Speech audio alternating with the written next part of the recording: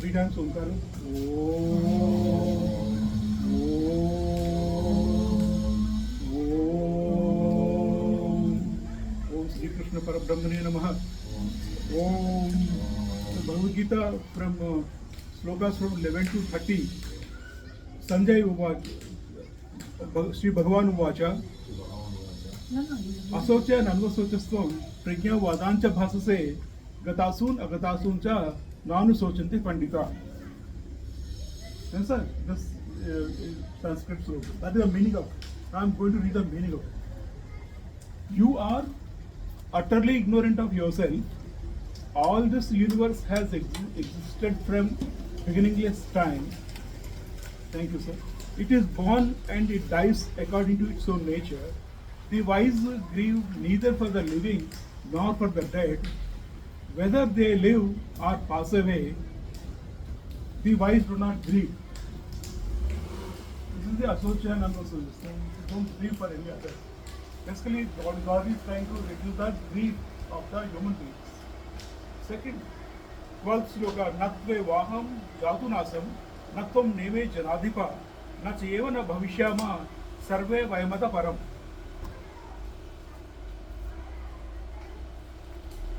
12th sloka, we are all existing always from the time immemorial. In reality, matter is indestructible. What it is that is born and from where, and what is it that has died. There is no life and death. There is no death for all of us. We are existing from time immemorial. That is what. We are always existing. 13th sloka. देहिनो अस्मिन् यथा देहे कौमारं यौवनं जरा तथा देहांतर प्राप्ति ही धीर तत्र न मुक्ति. I am an embodied being. Changes do happen to the body, such as youth, old age, childhood, and adulthood, etc. In this body, changes are happening: childhood, adulthood, and youth, and old age. So also, the embodied being acquires another body. The wise one is not deluded about this. That means, as we are now passing through, we already passed through from the childhood and adulthood, adolescence, and we are passing through, we are going through the old age now. Similarly, after some time, we will acquire another body. There should be no doubt about it. And the wise people are not deluded about this. They are very clear about it. So they accept what God is going to give it to them after this body is over. Body is, you can say, exhausted. 14th sloka. Matra sparshatu kaunteya sitosha sukhudukhada agama payino nitya tam titikshitsu bharata. He used the word matra sparsha. Matra sparsha is sensations arising from the sense of. There are three things the Bhagavad Gita explanation is saying. That is Sant Gyaneshwar Maharaj. There are senses, sense objects, and mind. There are three things are there, sir. Senses, sense objects, and mind. The three things are there. And they are causing the physical sensations, causing cold and heat, pleasure or pain. So they are impermanent. They come and go. Sometimes we get pleasure, sometimes we get pain, sometimes we get cold, sometimes we get heat. So these are all physical sensations. Happiness and sadness, they are not permanent. They come and go. So manage to endure them. What we have to do is we all have to manage managers of our own personality. We have to manage our sensations. That is what we have to focus on that. Once we focus on that, we will be able to learn. Otherwise, we don't focus on that. How can we manage our emotions? So we should not come under our emotions, feelings and thoughts. We should have to manage them. That is the art we have to learn it. A person fails to understand this because of the domination of the senses. Sometimes we fail to understand this because why? Because the senses do dominate us. Say for example, I don't want to see a particular thing, but I see. I don't want to eat a particular thing, I eat. I don't want to drink something, I drink. These are taste, smell, touch, all this form, all these things, sound. So all these things, the senses, our senses dominate. Domination of the senses, we fail to understand. The heart is in their power, and it is confused. Our heart is in their power of the senses, power of the senses. So that is it. Objects, touch, sound, form, taste, smell are enjoyed through the senses, and from these senses, joy and grief arise. Because of this contact, mind is plunged into confusion. The contact with the sense objects is therefore the cause of corruption. If one gives into these desires of the senses, one feels heat and cold, then only we get heat and cold, and is caught up in pleasure and pain. What is the true nature of these sense objects? In fact, the sense objects are not there. These sound, touch, form were there, but they are not there actually. They are like a water of a mirage. If you see mirage, in the hot summer in the deserts, you must have seen a lot of times, many places. There you will find some distance, a kilometer from here, you find some water mirage is there, water body is there. When you go there, there is no water there. So, sense objects are like that. They look they are there, but they are not there. And like an elephant seen in a dream, you see an elephant says, you elephant, it comes in a dream. But actually, in our head, how can an elephant enter into all this thing? But the elephant enters into our mind. So these are actually not there. They are non-existent. Like these, they are ephemeral. So reject them. What he's saying is reject them. Repeat the reject the sense objects. Don't let yourself be affected by contact with them. 15th sloka. Yamhina vyajyanti yate purusham purusharthavah samadukha sukham dhiram sa amrutatvaya kalpate. So we are all embodied beings. In the 15th sloka, he told a couple of very important points that we have to catch it. So in the 15th sloka, he is telling that we are all embodied beings. What are we? Embodied beings. That is the word. The whole everything is embodied being here. So all jivas. Indeed, the man whom these sensations do not afflict, Arjuna, the wise one to whom happiness and unhappiness are the same, he is ready for the immortality. The person who is not bound by these objects is not affected by pleasure or pain, and for him there is no need for rebirth. He is straightway saying we do not have to be reborn once we overcome these sensations of the sense objects. That much power, that much is the promotion he is giving us. Arjuna, oh Arjuna, you should understand that a person who does not fall into their power is truly immortal. Now 16th sloka. Na asuto vidyate bhavo, na abhavo vidyate sukha, ubhyor vidrishtanta tvanevo tattva darsati. It is found that the unreal has no being. It is found that there is no non-being of the real. The certainty of both these propositions is indeed surely seen by the perceivers of truth within this body. Now he is telling another important thing. Earlier he said what? We are all embodied beings in sloka 15. Now in this sloka 16, he is telling us that there is within this body, like your body and my body and their body, our body, dwells the same consciousness which pervades all things. So philosophers accept this truth. So there is a consciousness dwelling in our body. That is another truth he is telling us. That we must understand. So the consciousness is there in us. There are a lot of people, they don't know, they don't regard, they don't care for this consciousness. Then what happens if they don't care for the consciousness? They are born at random here and there. They do. But once we know that there is a consciousness here and we worship that consciousness, and consciousness will take care of us. So when grain and chaff are together, the husks are blown away and the heavy grain is left. Similarly, when this is properly understood, the outer visible world vanishes the outer visible world will vanish for us. Who understand that there is consciousness in me, there is a consciousness in you. Once we recognize that, then the outer world where consciousness is only talking to consciousness, then what happens is the outer world vanishes away. There will be no angry, no this thing, no other things.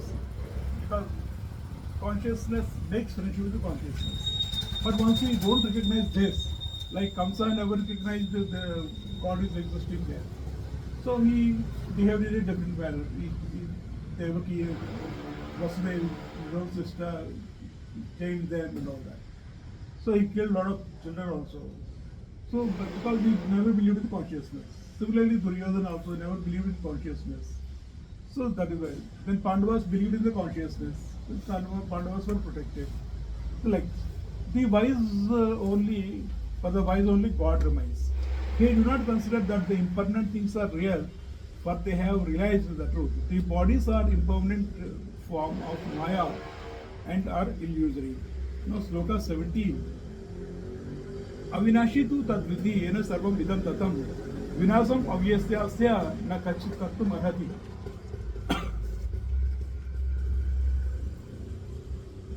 Know that by which all this universe is pervaded is indeed indestructible.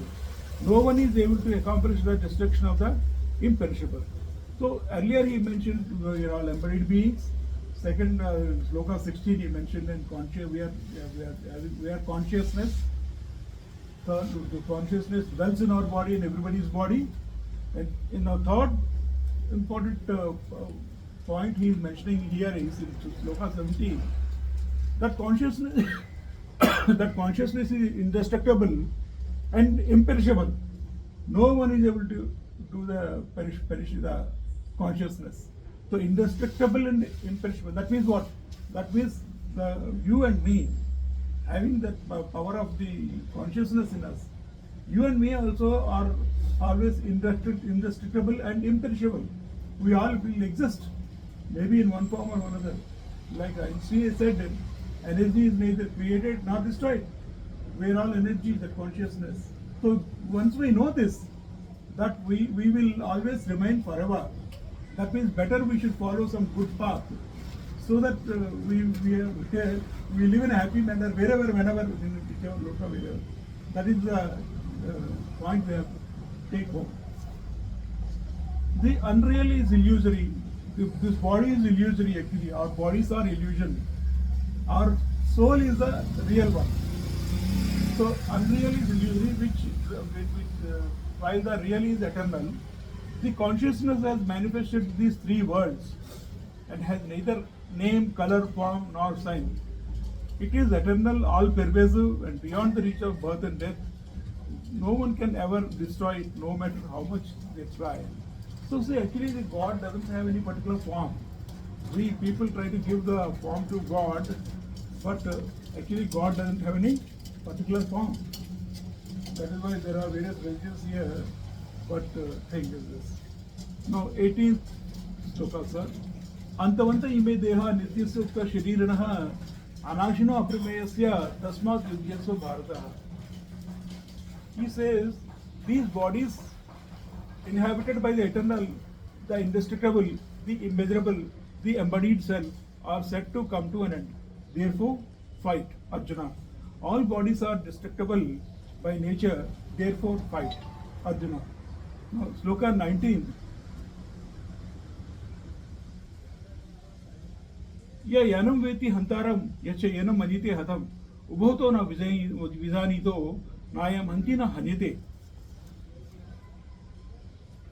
So, he is proposing another profound concept of non-violence, ahimsa. How he is proposing that? Let's see. He who imagines this embodied self, the slayer, and he who imagines this, the embodied self, the slain, neither of them understands this, the embodied self.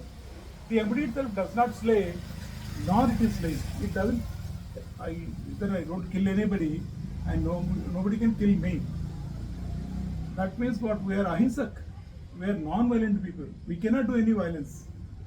With the pride in your form, you may say that I am the killer slayer and the other is slain. But if you think in terms of reality, you are not the slayer, nor can these be slain. Bhagavad Gita ಕ್ಲಾಸಲ್ಲಿ ಇದ್ದೀನಿ. So 20th, sir. न जायते म्रीते व कदाचित् न अयम भूत्वा भविता वानभूया अजो नित्य शाश्वत. अजो नित्य, अजो means ki birthless. अजो नित्य, नित्य is eternal. अजो नित्य शाश्वत है पुराणो न हन्यते हन्यमाने शरीरे. He is saying that neither is this embodied self is born, nor does it die at any time, nor having been will it again come not to be. Birthless, eternal, perpetual, primeval, it is not slain when the body is slain. Whatever is seen in a dream, he says another concept he is telling us that this life is like a dream. He is comparing it. Whatever is seen in a dream appears to be real at the time of the dreaming state. When we go to sleep, and I think I have become a king, I have become a president of India, and a lot of servants are there, a lot of good. But when I wake up, I am not the president of India, governor of a state. So I say, yeah, it is my own house. Then request my wife for tea and or make it myself like that. So whatever is seen in a dream appears to be real at the time of dreaming, but when remembered on waking up, it has no reality. अरे मैं king था, मैं governor था, मैं president था, where there's nothing reality wherever it is. So similarly, know that this is an illusion, and your confusion is therefore is vain. A shadow cut with a weapon cannot be wounded. A sun is not destroyed when a pot with the water of sun's reflection is turned upside down. The sun is permanent. So if a house is torn down, the air resumes its natural form.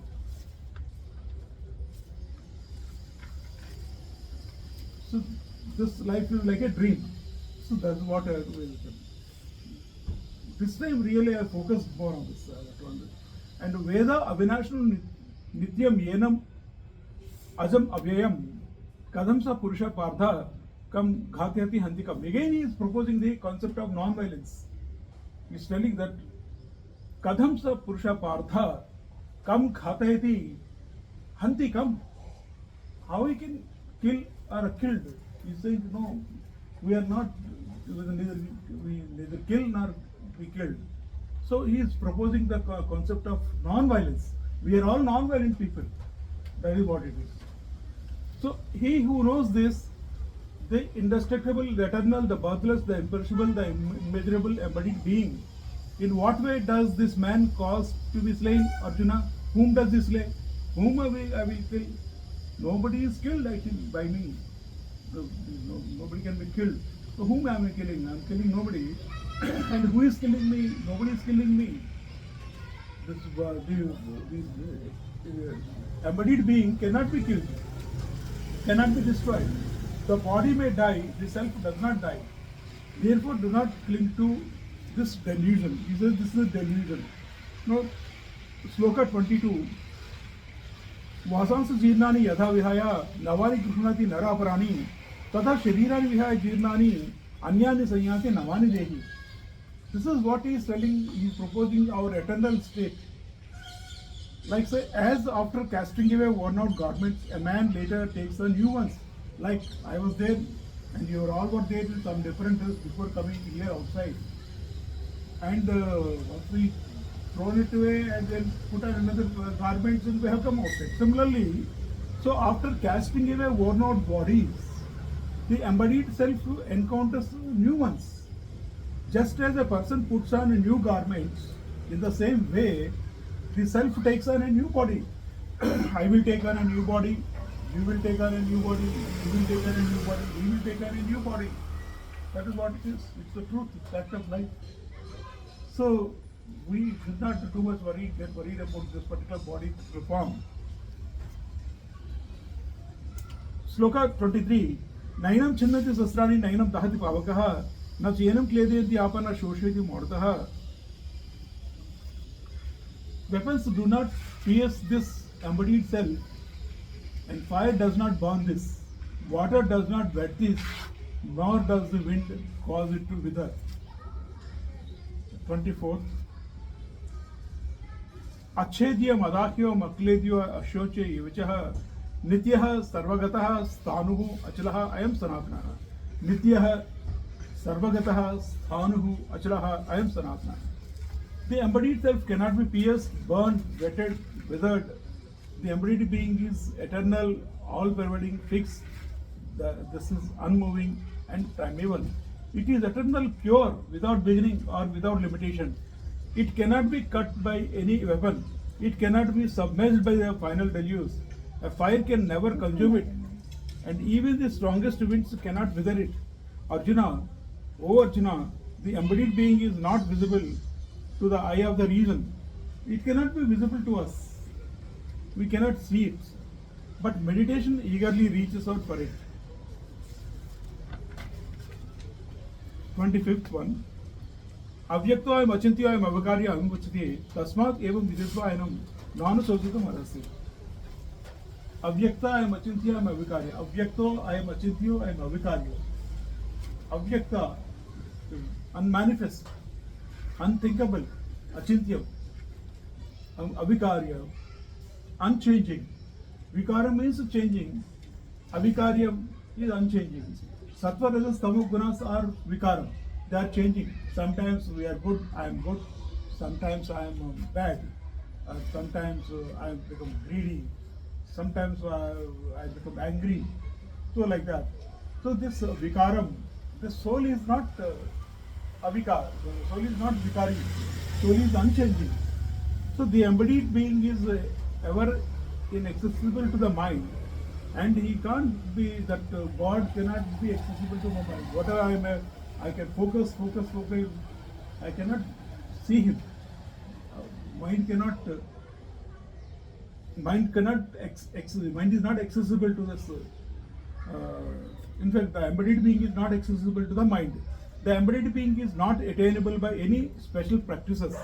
O Arjuna, the supreme being is immeasurable. O Arjuna, the embodied being is everlasting, immovable.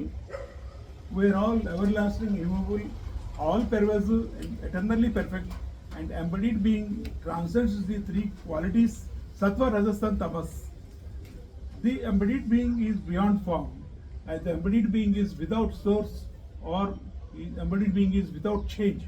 The embodied being is all pervasive. O Arjuna, know him this way, know him this way, and see him as the self of all.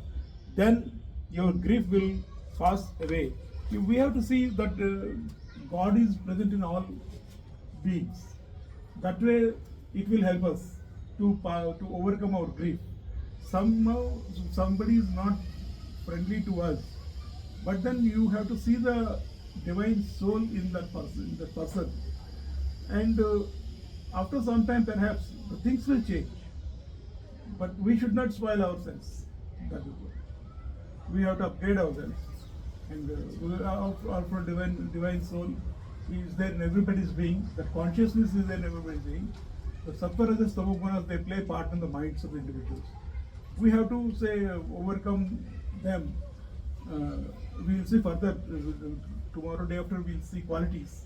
There are certain qualities are there. He tries to help us out. Suddenly we can't become divine, no, godly. Everybody wants to become God. I want to become God. Even I'm sure, sir, you also want to become God. Correct. Don't you want to become God? Yes. Colonel Rajat, sir. I want to join him, not become. Yeah. I want to So- merge with so- him. Merge with him. So he gives us certain qualities. Yeah. He shows a path. He shows the path, then you better follow that. It's like in the military, Indian military academy, they show some qualities, no? You march straight like this, left, right, and don't look left, right. Keep straight, your feet straight. Then similarly, some guidelines, the qualities, we will see tomorrow or day after. That is what it is. So, next, then 25th sloka we finished. Avyakta machintya avikaryam uchate. Tasmat vayam vidityanam nanusostavarasi. Then 26th. Adachena nitya jatam nityam va manise vritam. Tadapitva mahabahu nayam sostavarasi.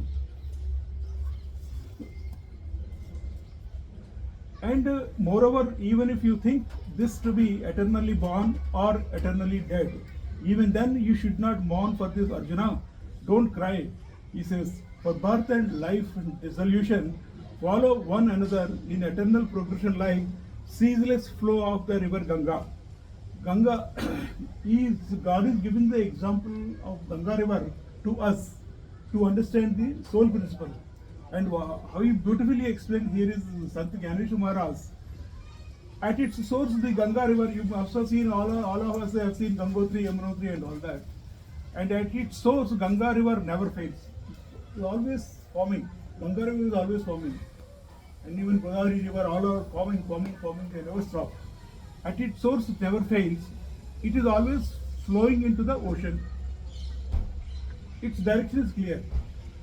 In the middle of its course, it also flows continuously.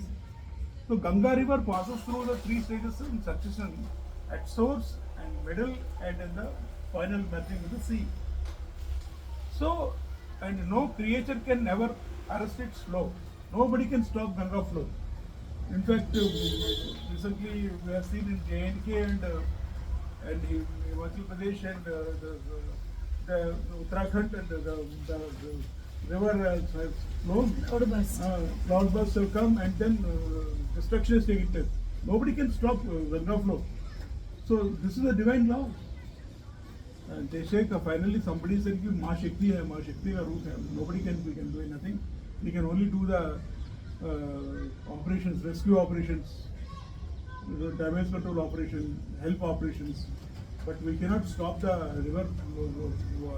It has taken only 5 minutes time.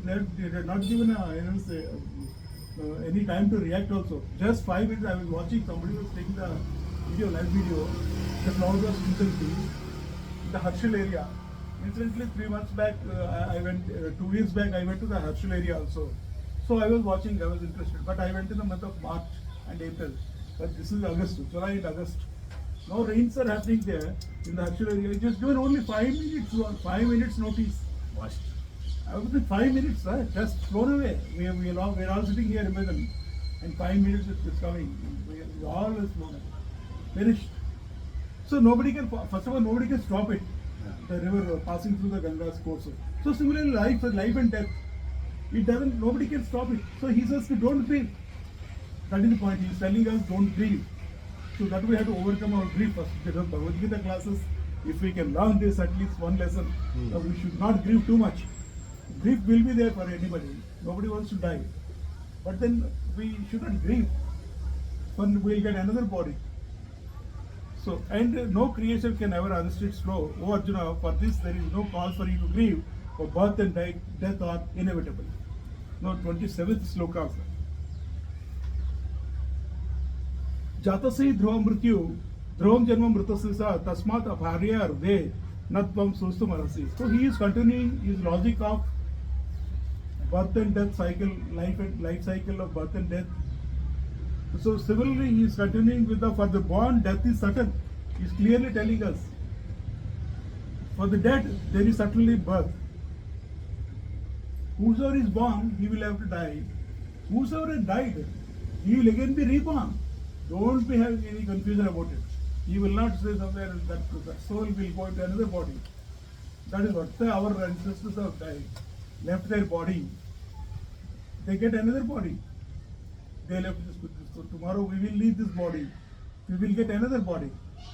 And other day our children will get grandchildren. Another soul is going to come into that body. That is what it is. Therefore, for this inevitable in consequence, you should not mourn. What is born dies, and what is dies born again. Like the wheels of water clock, like the cycle continues, he says. Now, just as sunrise, he is giving another example to understand this. Just like a sunrise and sunset, sir, we cannot stop it. It keeps on happening. They follow one another. In this world, birth and death are also certain. So the moment today morning we saw sunrise. Now today sunset is happening. Nobody is stopping this. The rotation of the earth, the revolution of the earth in its own axis around the object of the sun, the orbit of the sun, Nobody can stop it. Who can stop the rotation? So similarly, birth and death are also certain. So at the time of great dissolution, even the three worlds perish. So the birth and death are inevitable. There is a kalpantam, kalpadi kalpantam, yugadi yugantam. Like this, these things they say at that time. Oh Arjuna, if you believe this, then why do you grieve? Knowing this, why should you profess ignorance? Now 28th sloka. अव्यक्तादीन भूतानि व्यक्ति मध्यानि भारतः अव्यक्ता निधनान अन्येवा तत्र का परिदेवना. He says that beings are such that their beginnings are unmanifest, their middles are manifest, and their ends are unmanifest again. What complaint can there be over this? He says that all beings are formless before birth. When born, they take individual form. After dissolution, their bodies they do not exist separately but revert to their original state. Life in between is like a dream to a sleeping person. Likewise, the appearance of form in the self is due to the power of cosmic illusion. Before this, we are born, so we are not visible to anybody. Our parents have not seen us before we are born. But once we are born, we have taken a form and they have seen us. And once we die, nobody will see us. Similarly, our children, before they are born to us, we have not seen their form. Once they are born, then we have seen. Like that.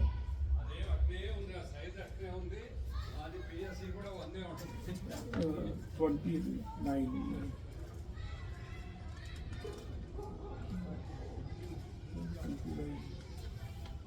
Okay, 28.